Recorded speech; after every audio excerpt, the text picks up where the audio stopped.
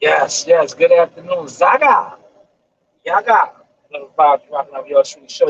Time sizzle. The sauce. This is the sauce experience, man. We're gonna give y'all some little bit of insider info today. You see what my title reads, right? See what my title reads. I said I'm not gonna spend too much time on the whole Spence Crawford, but I'm gonna shed some light on it for y'all. Just a little bit of light on the Spence Crawford situation, right? And I want y'all to pay attention, right? This is the source talk you rocking out with yours truly, Showtime Sizzle, right? When it comes to the Spence Crawford, right? You got all these channels reporting on it. You got all these channels and different people debating on it, right? At the end of the day, it's not Terrence Crawford. It's not Earl Spence. Y'all need to apply the pressure to Steven Espinoza and Al Heyman. A lot of other fighters, you see Terrence Crawford's team, and they're very boisterous because that's what they can do. You feel me? They can do that. But a lot of other fighters, no names to be mentioned, they are under contract and gag orders, so they can't speak. Like you see what's going on with Adrian Broner this week. He got the gag order. He can't talk.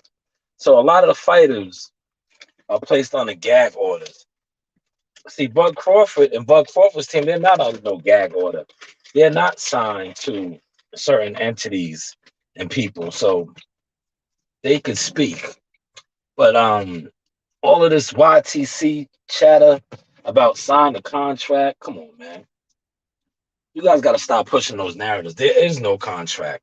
They don't even want to pay these brothers the money. They don't even want to pay them the guaranteed money. They're not even trying to pay them the guaranteed money, but yet they had over 100 M's for Canelo for 2 fights. But yet they don't want to give the brothers the money. You know, they don't want to give the brothers the money. I said I'm not going to stay on this too long. I just wanted to point that out because like I'm tired of seeing the two fan bases. Because you guys are like so confused. You want to say, oh, this is the reason why. No, get at Al Heyman and Steven Espinoza. Ask them why they don't want to cut the check. Later for the split, later for all this, I'll get into a little bit more of that in a second. But ask the hedge fund guy, ask the network guy why they don't want to cut the check. The same check that they was willing to cut for Canelo Alvarez for over 100 million. But yet the biggest fight in boxing, they don't want to cut the check. I'm gonna give this topic 5 minutes only, and then I'm gonna go to the Matrix, who is back, and I'm gonna show you how all that's gonna play out too in a second. Well, shout out to Bud Crawford for standing on his square. Bud Crawford is attempting to do something that he should have been doing. He's doing it. You know, for those of y'all that know, part of the negotiation holdup is some fighters want to cement their legacy, and they feel that they should get paid for replays and things of that nature. But hey, that's for another whole nother topic. I'm not gonna get into all that. Salute to WCS in the building. Shout out to Combat Sports, Uncle Combat. He got my daughter out there taking the hard steel frames. Let me get one up. See you on the side, steel frames within the side is nice on the lens right now. Look at this. Look at the quality. Oh my God. Look at the lens work. Shout out to my baby girl Nasiah. That was Philadelphia action this past weekend. But yes, like I said, salute to Team Crawford, salute to Team Spence. All you lost channels speaking gibberish and sign the contract, you guys are like in the way. But I've been told y'all that, like, yo, stop with the bullshit. You know what I'm saying? Y'all out here pushing bullshit, fake narratives, fucking the game up. Like there is no contract. They don't even have the money for the fight. They don't even want to put the money up for the fight. Yet we get people getting into debates and all kind of other debacle over the shit. But let's talk about actual fights. And I told you I was only giving that 5 minutes. Vasily Lomachenko came back already, and it's already in place for him to have an opponent. He arrived yesterday at LAX airport in LA, and they rolled out the red carpet for him. They rolled out the red carpet for him, right? It was like the president had returned, you know? And I'm gonna say this, right? I'm not on nobody's payroll, but in all fairness, Devin Haney, the ball is still in your court. It's still in your court. You know, it's still in your court. You are still ahead of the chessboard, you know, because you have all of the hardware. You got to fight Gambosa's again. I'm pretty sure you're going to wipe him down like a new car. And then it's going to be you and Vasily. That's the plan. Now, that's always been the main objective was always to have Vasily with the belts. Now that's a big fight for you.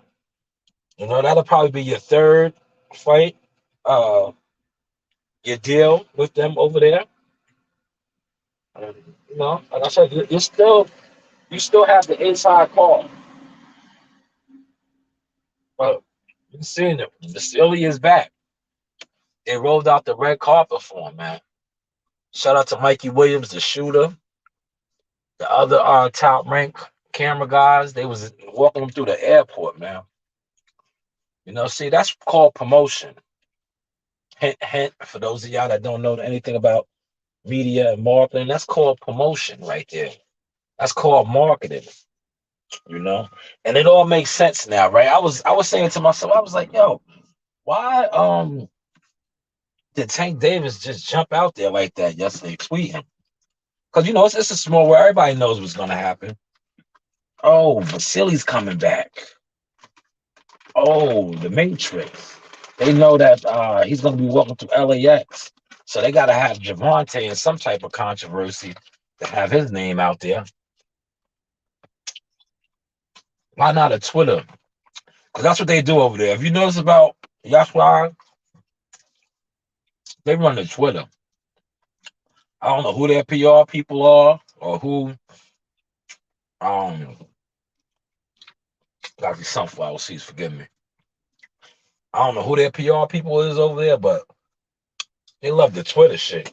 You know, they love to go to social media and Twitter. That's cool, man. Where's that got y'all at though? The biggest fight in boxing can't get the funds. That's all you guys do is promote on Twitter, social media. Got to get out in the world with it, man. So now it all makes sense why he would come at his brother and kind of clean it up and say it was that Ryan Garcia. The silly was coming back into the state, into the country, right on the heels of his boy, his fellow countryman about to defend his heavyweight title, you know, this Saturday. I think that's another reason why Adrian Broner's fight, um, subsequently, he caught mental health problems. But his fight probably wasn't doing nothing. Probably wasn't selling. There was no interest in it, you know? But it's sad because he has a gag order on him. A lot of those guys have gag orders. They can't really speak. They have to ask for permission to speak. Yeah, it is what it is, man. But I think this is me now, the source experience. My personal opinion is that um that fight wasn't doing good. You know, that fight wasn't doing good. There's allegations spreading that AB was overweight.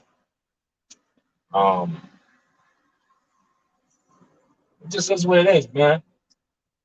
Like I said, man, put the pressure on the heads guys over there, guys at the top, man. because they're not providing, man. They are not providing, man. They're not giving us good shows. Listen, this whole summer, man. Say what you want about Top Rank. Top Rank been knocking them out, man. Since June. How many shows have Top Rank had, man? How many shows has the PBC had?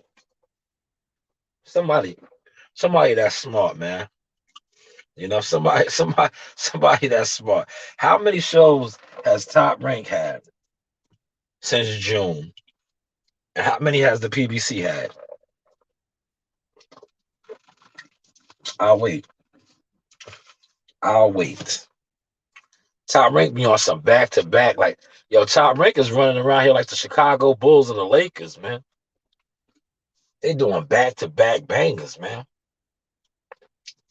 Yeah, they did one in New York. Burnt me out. I covered it. The Eddie, I call him Eddie. Edgar Berlanga, and then they followed that up with the Joe Smith. Back to back in the same city. Packed out. Packed out. They sold the Hula Theater out back to back weeks. I was there. I covered it. I shared a photo. I put together a reel. Shout out to my man Anthony Yard. Yaga! Lions in the camp. Dope brother. Great energy. Great vibes. I shared a reel of him, myself, and World Combat Sports taking pictures. I also interviewed him on that day. Like I said, real solid dude, good energy, good vibes, man. But yes, how many shows has the PBC, you know, the almighty PBC put on this summer? How many has Top Rank put on? But yet Top Rank is not where it's supposed to be at. Yo, to be honest with you, I think Matchroom might even put on more shows than the PBC this summer, man. Just being honest, man. But you see, the narrative pushes, they will never address this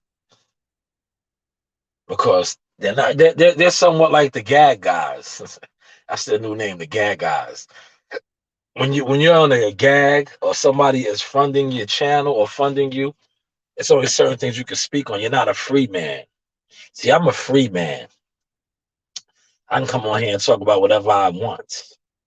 But no, I don't have to get no backlash. I might get a phone call like, yo, why did you say that? Why did you expose that? That's about it. It's never gonna be, yo, you shouldn't have said that. You're not allowed to say that. See, other channels, they get that. You're not allowed to say that. How dare you say that? You know? But yes, that's gonna be the plan, man. And I was laughing and I was telling somebody this. I said, yo, mark my word.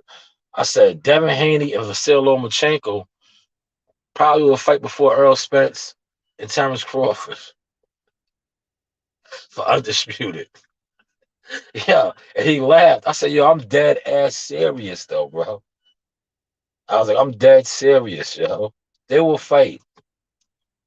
And it's looking that way, man. Cause look, Vasily already got his opponent, his tune-up fight.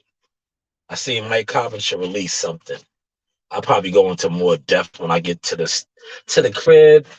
You know, right now I'm in the mobile command unit. Actually, I'm in my 10-wheeler. You know, I'm in my 10-wheeler unwind, and I finally got a chance to eat. You know, I finally got a chance to have lunch.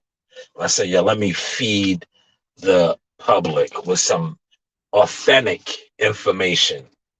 You know, because there's a lot of poison getting pushed out here. Sign the contract. What contract? And your mans, yeah, dudes be pushing too much poison out here. But you see the actual play unfolding in front of your face, right? But that was always the original play. But sometimes people catch breaks. God works in mysterious ways.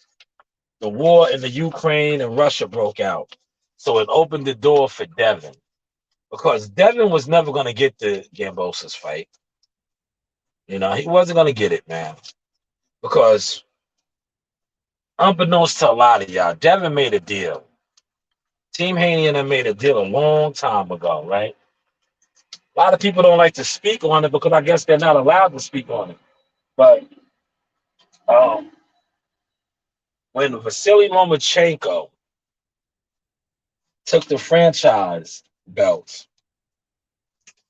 and Devin was awarded the WBC title as a champion, that was a deal that was set up. Shout out to my brother D-Ray in the building. D-Ray, you want to jump on with me, D-Ray? What's up, man? Talk to me. I'll send you the link. I'll send you the link. But yes, that was a deal that was we always gotta say alleged. Let's say alleged. Because it's always, hey, what do I know? But yes, that was a deal that was because remember, Devin had worked his way up to become the mandatory. But for some reason they didn't want to fight him. I guess well they're gonna fight him now, but I guess it wasn't big enough at the time, you know? I guess it wasn't big enough at the time. So a deal was put in place, allegedly. We gotta say allegedly, right? A deal was put in place where Vasily would take the franchise title and Devin would become a world champion. But see, it still worked out for Devin because now he's an undisputed champion, and him and Vasily Lomachenko are on the verge of colliding. Because I'm pretty sure Vasily is going to clean this guy up that he's about to fight. Devin to take care of Gambosis. And there it is. The Matrix versus the Dream. Man, you see how the business of boxing actually works when the people are putting the fights together in a proper manner. It just happens.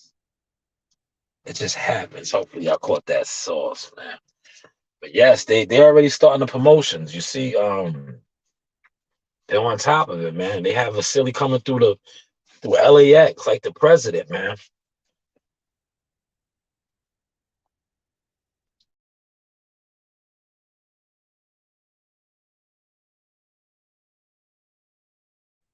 Yes, I muted my mic for a second because I blew my nose. I'm learning proper etiquette. I'm about to start the dragon up. So if you hear a little sound, that's the dragon. Look.